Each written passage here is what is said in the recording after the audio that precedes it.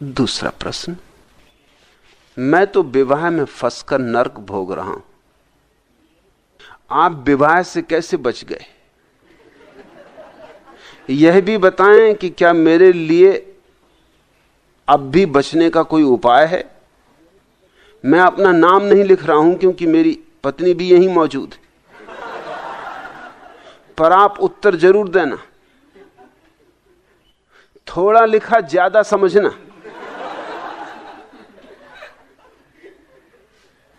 थोड़ा लिखा वह तो ज्यादा समझूंगा, जो नहीं लिखा वह भी समझ लिया। पहली तो बात तुम पूछते हो आप विवाह से कैसे बच गए। अरे जाको राखे साइया मार सके ना कोई।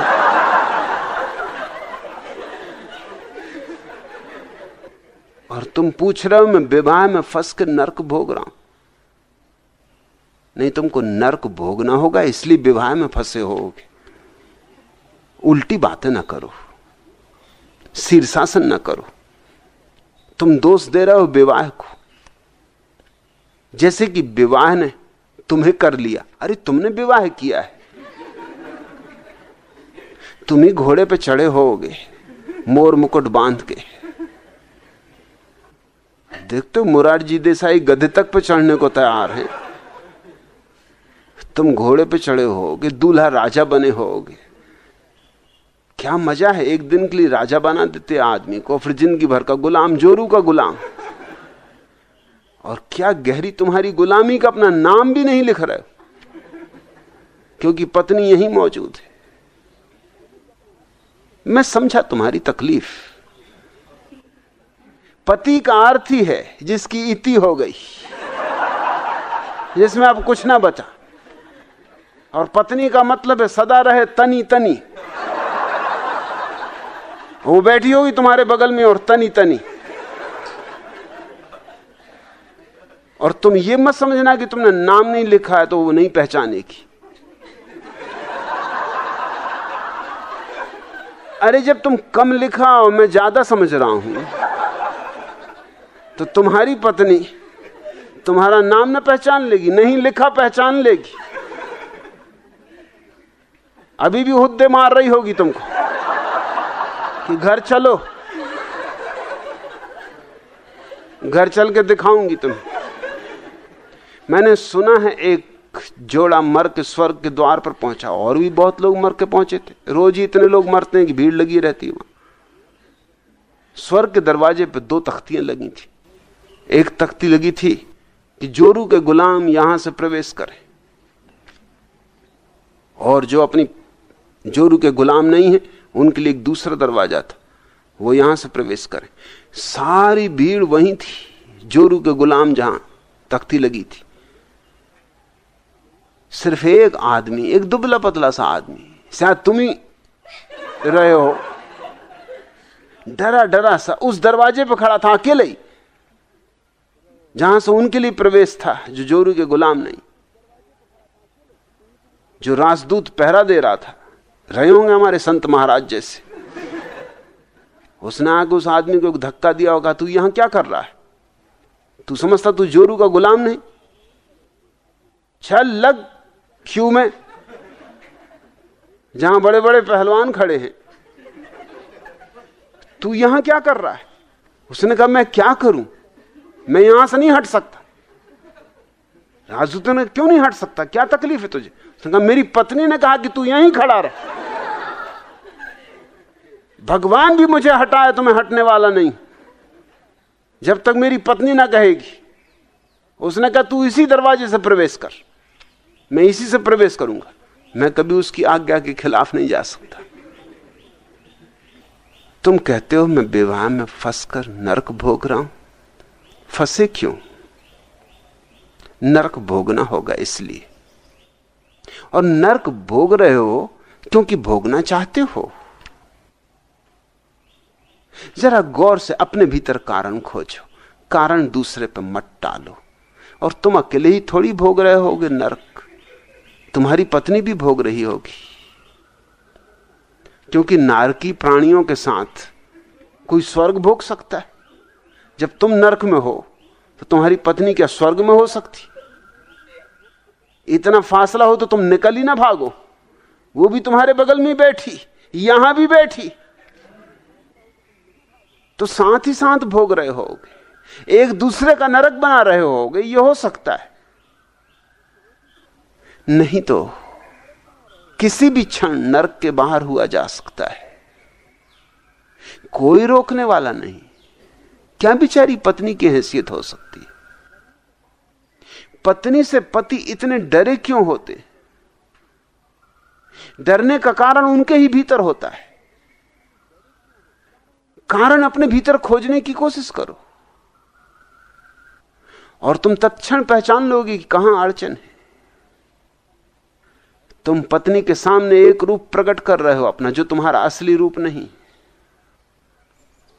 इससे तुम्हें डर है।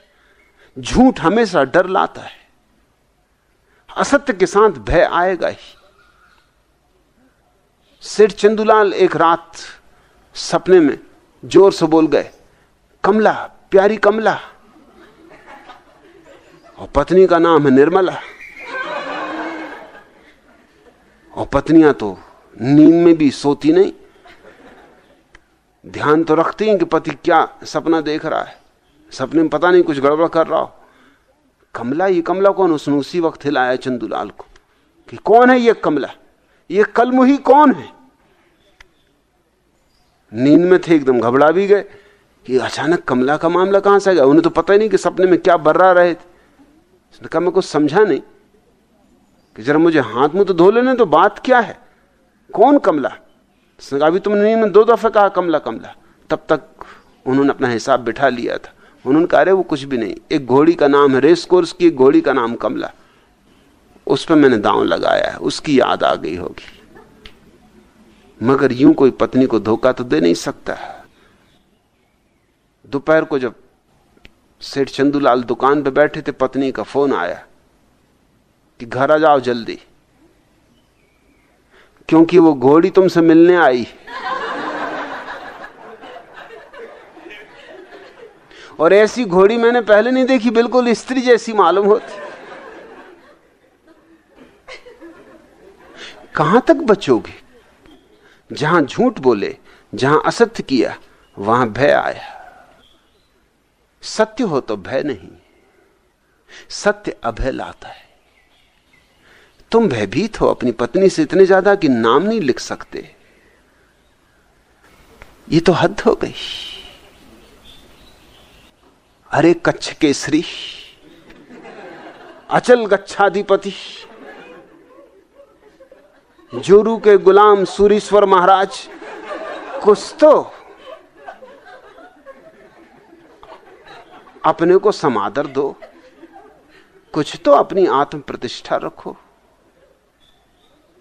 ऐसे क्या बिल्कुल भीगी बिल्ली बने हो? कारण खोजो, कितना भय क्या है, क्यों इतने डरे हुए हो? सेठ चंदूलाल के बेटे ने पूछा, पापा यह बकरा मियां मियां क्यों करता है?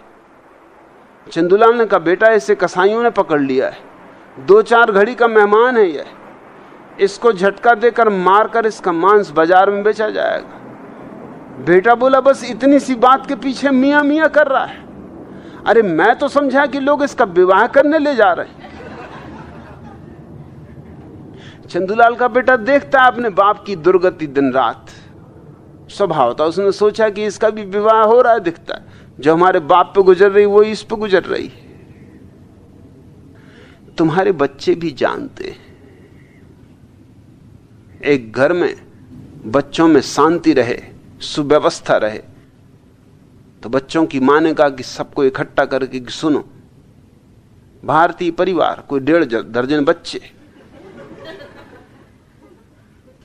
एक ही चीज का उत्पादन हम जानते हैं, बच्चे। सबको इकट्ठा कर लिया, सबको वो एक जैसे कपड़े पहनाती थी। कई दफा उससे पूछा भी लोगों ने कि सबको एक जैसे कपड़े क्यों पहनाती। पहले उसके 3-4 ही बच्चे थे, उनको भी एक जैसे कपड़े पहनाती थी। तब वो कहती थी कि कहीं खो ना जाएं, इसलिए। और अब 10-15 बच्चे हैं, अब भी एक से कपड़े पहनाती, तो लोग पूछते अब क्यों? तो वो कहती कि इनमें कोई दूसरा आके ना मिल जाए, नहीं तो पता ही नहीं चलेगा, महीने 2 महीने तो पता ही नहीं चलेगा, इतनी भीड़ भड़क्का है। तो घर की तुम हालत समझ सकते हो। सबको इकट्ठा करके उसने कहा कि अब मैंने एक नियम बनाया है कि हर सप्ताह पुरस्कार बांटा जाएगा, जो सबसे ज्यादा आज्ञाकारी होगा उसको पुरस्कार मिलेगा। सब बच्चों ने कहा कि हमें इसमें कोई रस नहीं। उसने कहा क्यों? उसने कहा, बच्चों ने कहा कि हमें मालूम है पुरस्कार किसको मिलेगा, पिताजी को मिलेगा। आज्ञाकारी होना है, ये हमेशा पुरस्कार पिताजी को जाएगा, इसलिए हमें इसमें कोई रस नहीं। क्यों इतने तुम डरे हुए हो? इतना भय का क्या कारण है? आखिर पत्नी कोई जंगली जानवर तो नहीं है, कारण तुम्हारे भीतर होंगे। तुम पत्नी के सामने सरलता से अपनी प्रामाणिकता की उद्घोषणा करो। तुम जैसे हो वैसे ही खोल के अपने को रख दो, एक दफा झंझट होगी। तुम आज यहां आके भी अपना नाम नहीं लिख रहे हो, और पत्नी तो पता लगा लेगी, उसे तो पता लग ही गया होगा कि कौन सज्जन है ये। एक जैसी सैकड़ों भैंसों में से तूने अपनी भैंस को कैसे पहचान लिया? जज ने एक फरियादी महिला से पूछा। उसकी भैंस खो गई थी और उसने सैकड़ों भैंसों में से अपनी भैंस को खोज लिया। वो महिला बोली, इसमें कौन सी बड़ी बात है मालिक?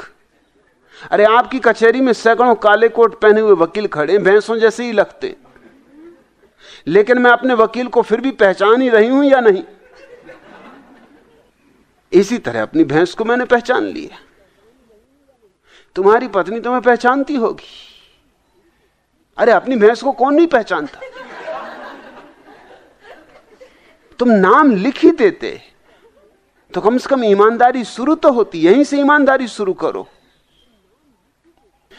और नहीं तो बात तो पकड़ी जाएगी। अब तुम चोरी छुपे घर जाओगे, अब तुम डरते हुए कपते हुए घर जाओगे। यही भय का कारण है। हमेशा प्रामाणिक होने से भय के कारण विनष्ट हो जाते, और जब तुम भयभीत रहोगे तो देर अबेर पकड़े जाओगे, और तब तक बात और बिगड़ जाती। स्विमिंग पूल में तैर रहे सेठ चंदूलाल की भेंट एक सुंदरी से कराई गई। उससे कुछ देर बात करने के बाद वे घर लौटने लगे। तब उस सुंदरी से कहा कि भाई एक बात का ख्याल रखना, इस मुलाकात की कहीं चर्चा मत करना। करीब 1 माह बाद किसी पार्टी में सेठ चंदूलाल अपनी पत्नी के साथ गए तो वही सुंदरी फिर मिल गई। उसने 2-1 मिनट चंदूलाल की ओर गौर से देखा, फिर नमस्कार करके बोली, क्षमा कीजिएगा, आज आप कपड़े पहने हैं इसलिए पहचानने में थोड़ा समय लग गया। अब फंसे, अब बुरी तरह फंसे। ठीक ही है, देखा होगा स्विमिंग पूल पर नहाते हुए लंगोटी लगाए हुए। अब किसी को लंगोटी लगा देखो, फिर कपड़ों में देखो तो बहुत फर्क पड़ ही जाता है। जैसे महावीर स्वामी तुम्हें मिल जाए पैंट कोट टाई पहने हुए, तो मैं नहीं सोचता एक भी जैन मुनि पहचान पाएगा, सिर्फ मैं पहचान सकूंगा, बाकी कोई नहीं पहचान पाएगा।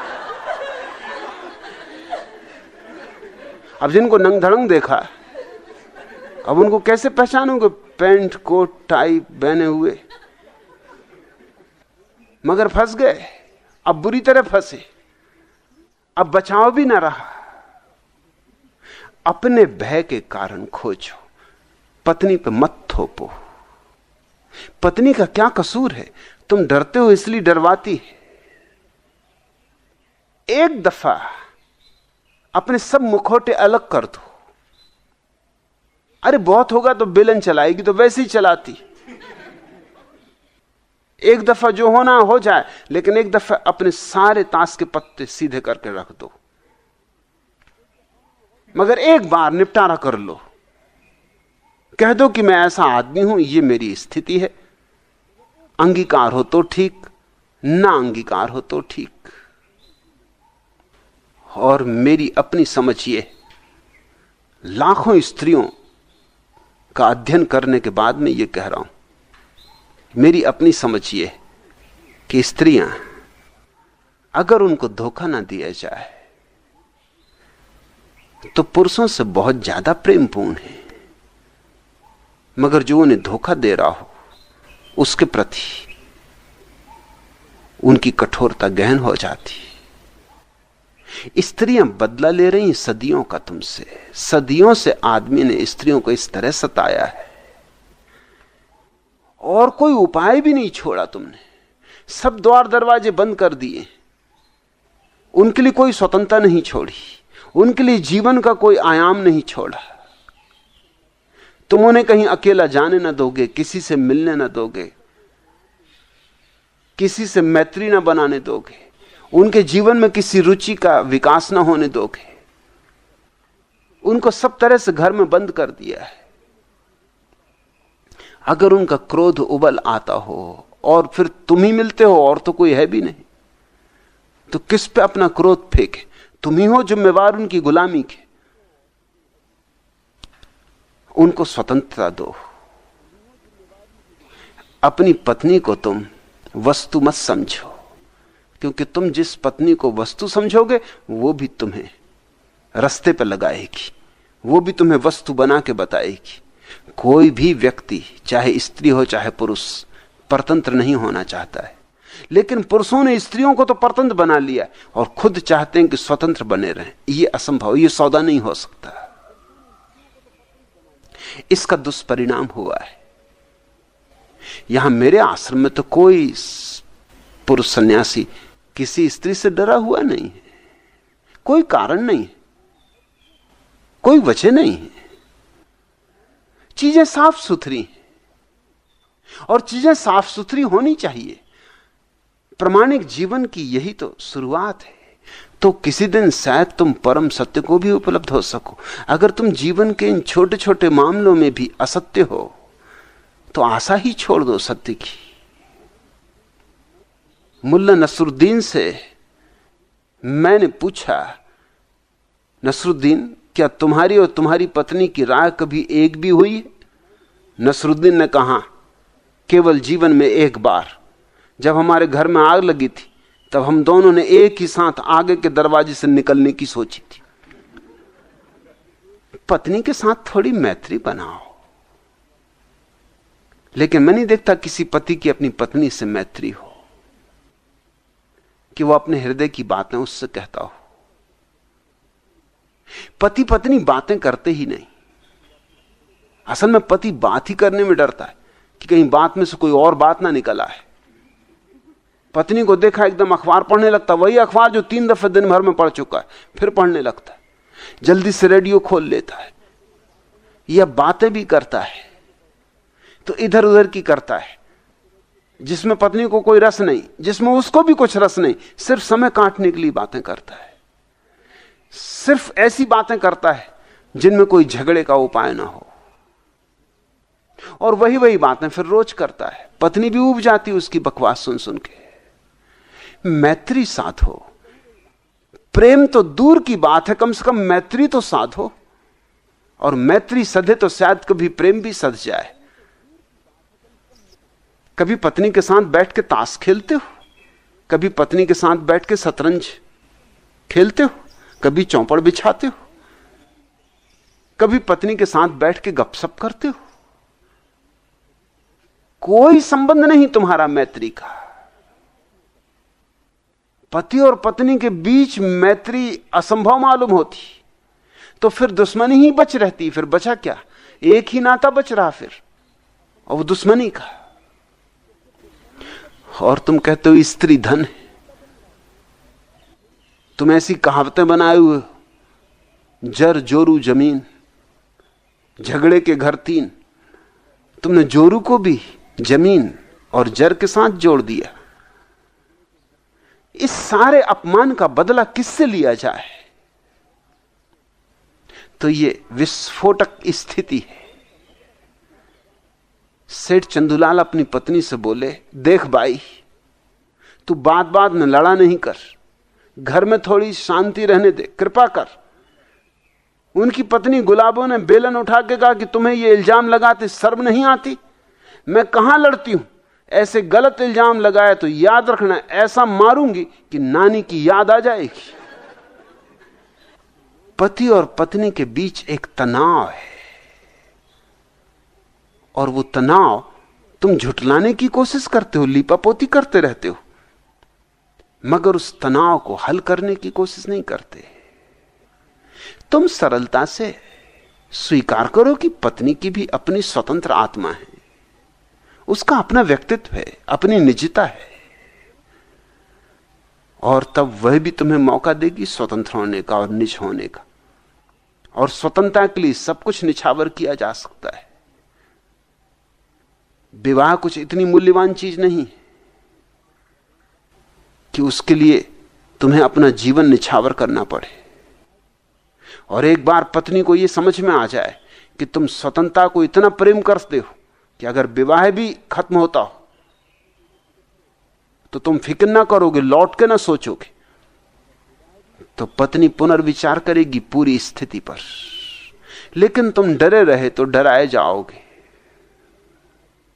बिल्लू गुरु बैठक खाने में दोस्तों से बात कर रहे थे। उनकी बात सुन रहे उनके बेटे ने भागकर मां को सूचना दी, मां डैडी कह रहे हैं कि पति और गधे में अंतर नहीं होता, क्या वे गधे? मां बोली, बड़ों की बात में अविश्वास नहीं करना चाहिए, वे जो कहते हैं सही कहते। पति पत्नी के बीच एक मैत्री का नाता चाहिए, अन्यथा क्या बच रहता है फिर?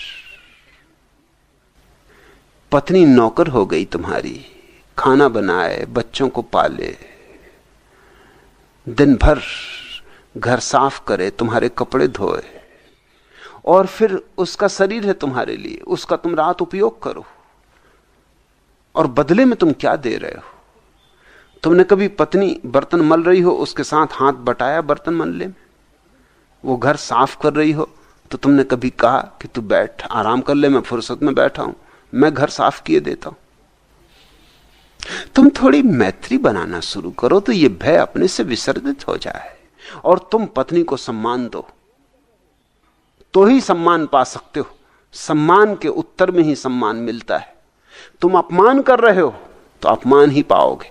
पुरुषों की यह दृष्टि है कि स्त्रियां क्या हैं, पैर की जूतियां हैं, कैसे सम्मान पाओगे?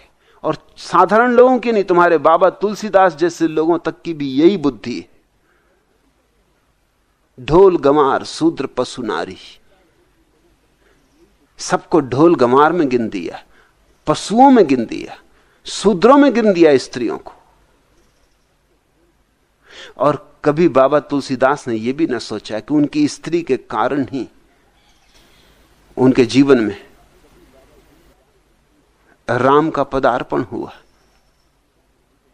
उसी स्त्री को धन्यवाद देना था, उसको धन्यवाद तो कभी नहीं दिया, गाली दी, जैसे बदला लिया। खुद तो कामी और अंधे थे, और इतने अंधे कि पत्नी गई थी मायके तो भरी बरसात की रात में चोरी से पहुंच गए, नदी पार कर लिए एक मुर्दे को पकड़ के, ये सोच के कि लकड़ी का कोई बड़ा भारी झाड़ बहा जा रहा है।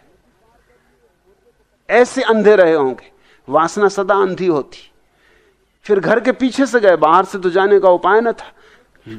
क्या कहते पत्नी के मां बाप कि अभी 2 दिन तो उससे आए नहीं हुए और तुम चले आए, और आधी रात, ये कोई वक्त है आने का? कोई खबर भी न की। तो घर के पीछे से, बरसात के दिन थे, एक सांप लटक रहा था छज्जे से, उसको पकड़ के चढ़ गए। वासना तो बिल्कुल अंधी है, वो समझे कि रस्सी लटक रही, होश ही कहां था। पत्नी ने जब ये सब देखा, ऊपर जब पहुंचे तो उसने कहा कि ये तुम क्या करते हो? अगर इतना प्रेम तुम्हारे मन में परमात्मा के प्रति होता तो तुम परमात्मा को पा लेते। और ये अंधापन, ये मोह से आविष्ट दशा सुंदर तो नहीं। इसी चोट को खा के तुलसीदास के जीवन में परिवर्तन आया।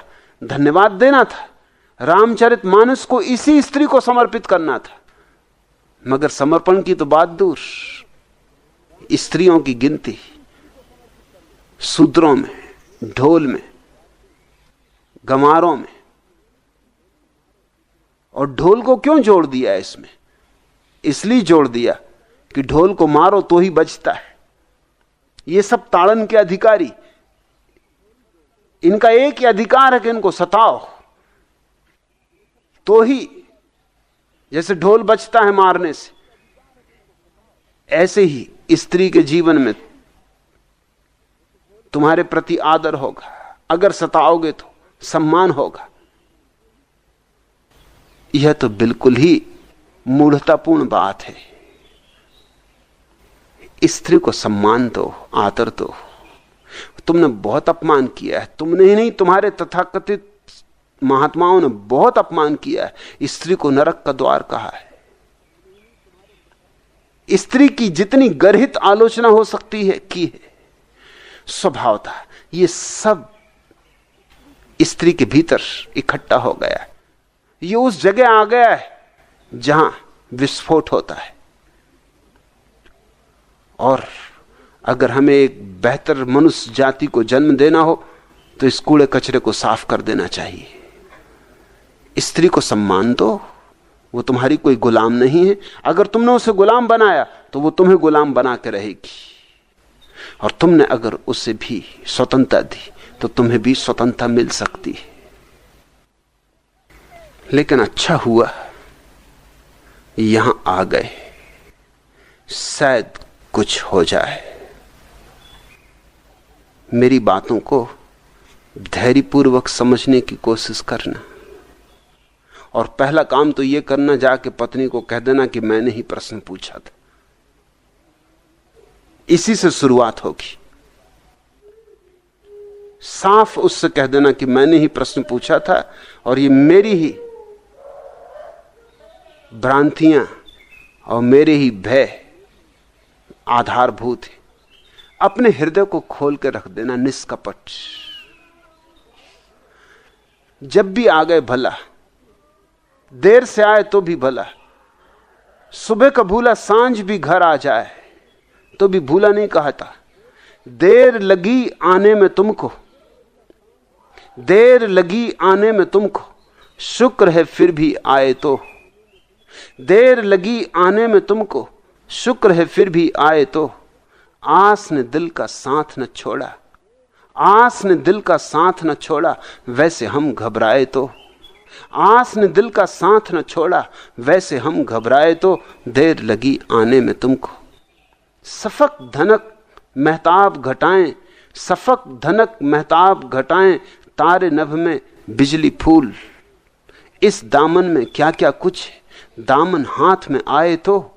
सफक धनक महताब घटाएं, तारे नभ में बिजली फूल। इस दामन में क्या क्या कुछ है, दामन हाथ में आए तो। देर लगी आने में तुमको। झूठ है सब तारीख हमेशा अपने को दोहराती है, झूठ है सब तारीख हमेशा अपने को दोहराती है। अच्छा मेरा ख्वाब जवानी थोड़ा सा दोहराए तो, अच्छा मेरा ख्वाब जवानी थोड़ा सा दोहराए तो। देर लगी आने में तुमको। चाहत के बदले में हम तो बेच दें अपनी मर्जी भी, चाहत के बदले में हम तो बेच दें अपनी मर्जी भी। कोई मिले तो दिल का गाहक, कोई हमें अपनाए तो। कोई मिले तो दिल का गाहक, कोई हमें अपनाए तो। चाहत के बदले में हम तो बेच दें अपनी मर्जी भी। कोई मिले तो दिल का गाहक, कोई हमें अपनाए तो। देर लगी आने में तुमको, शुक्र है फिर भी आए तो। आस ने दिल का साथ न छोड़ा, वैसे हम घबराए तो। देर लगी आने में तुमको। कोई चिंता नहीं, विवाह हो गया, उलझ गए जाल में। लेकिन कितनी ही देर हो गई हो, अभी भी क्रांति घट सकती है। और अच्छा ही हुआ कि इस अनुभव से गुजर गए। बिना इस अनुभव से गुजरे भी मुश्किल थी। न विवाह करते तो सोचते कि जिन्होंने विवाह किया है, आहा कैसे मजे में। जैसा अभी सोच रहे हो कि जिन्होंने विवाह नहीं किया, आहा कैसे मजे में। जो मिल जाता है उससे आदमी अतृप्त हो जाता, और जो नहीं मिलता उसमें आशा लगी रहती। अच्छे हुआ कि एक झंझट से मिट गए, एक उपद्रव मन से शांत हो गया। ये तो अकल आ गई। इतनी अकल विवाह ला दिया, यही कोई कम बात है? इतना होश आ गया कि फंस गए, नरक में पड़ गए, मगर अपने हाथ से पड़े हो तो बाहर निकल सकते हो। ये अनुभव कीमती हो सकता है। और जिस स्त्री को तुमने अपनी पत्नी बनाया है, खुद भी निकलो, उसे भी निकालो। इतना तो कर्तव्य है ही। जैसे तुम नरक में गिरे हो और उसे भी गिराया है, ऐसे ही तुम भी निकलो और उसे भी निकालो। और मैं कहता हूं कि तुम अगर निकलो तो वह भी निकल आएगी। मैंने सदा अनुभव किया है कि स्त्रियों के पास ज्यादा सूझबूझ है, स्पष्ट, क्योंकि स्त्रियां बुद्धि से नहीं सोचती, हृदय से सोचती, तर्क से नहीं सोचती, लेकिन उनका प्रेम पर्याप्त है उनको अंतर्दृष्टि देने में। अगर वो देखेगी तुम्हारा उज्जवल रूप, तुम्हारा ध्यानस्थ रूप, तुम्हारा उठता हुआ प्रकाश, तुम्हारा खिलता हुआ फूल, तो तुमसे पीछे नहीं रह जाएगी, तुमसे आगे भी जा सकती है। अकेले मुक्त होने की चेष्टा तो बहुत लोगों ने की, भाग गए जंगल, मगर मैं उनको भगोड़े मानता हूं, कायर मानता हूं। कोई भागने की जरूरत नहीं। जहां हो वहीं मुक्ति भी हो और वहीं दूसरों को भी मुक्ति देने का उपाय करो, और तुम्हारे मुक्त होने से उनके लिए भी मार्ग खुलेगा। मगर तुम अगर डरे, तुम अगर भयभीत रहे, तो तुम खुद भी बंधन में रहोगे और तुम दूसरे को भी बंधन में रखोगे।